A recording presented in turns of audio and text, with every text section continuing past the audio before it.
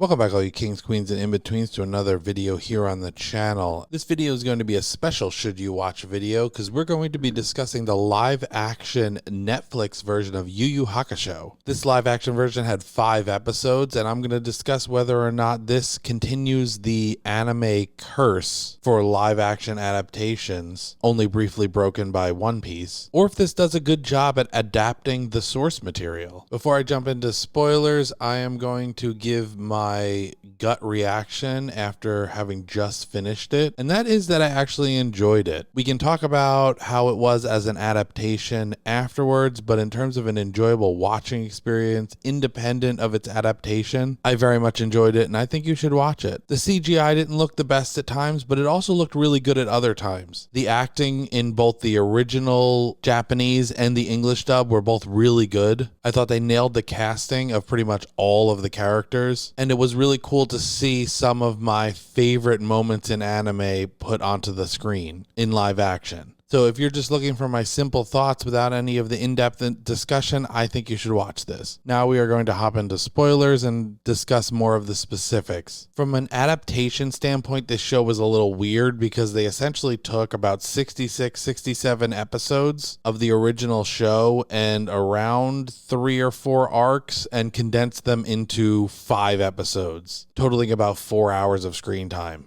You had the Spirit Detective arc. They basically just glazed right over the Saint Beasts and they didn't have them. You had essentially an episode of training with Genkai, and then you jumped right into the Dark Tournament. So it's essentially around 66 episodes of the original anime that was shoved into this. This is probably my biggest problem with the show, is this easily could have been 2 or 3 seasons if they wanted to adapt the first 3 or 4 arcs of the show. But blitzing through that Dark Tournament arc in the first season of just 5 episodes was a bit much. It made this very rushed, and it kind of ruined any of the buildup you would have gotten by introducing the Toguro brothers and building them up and getting to have an extended experience in the Dark Tournament. Seeing as the Dark Tournament is one of my favorite arcs in all of anime, I really would have liked to see this given the weight that it deserved. That's the biggest complaint I have in terms of an adaptation standpoint, but in terms of the quality of the show, I did enjoy it. I thought it was very well executed from a technical standpoint. It was really cool getting to see the Black Flame Dragon and getting to see Kurama's yokai form.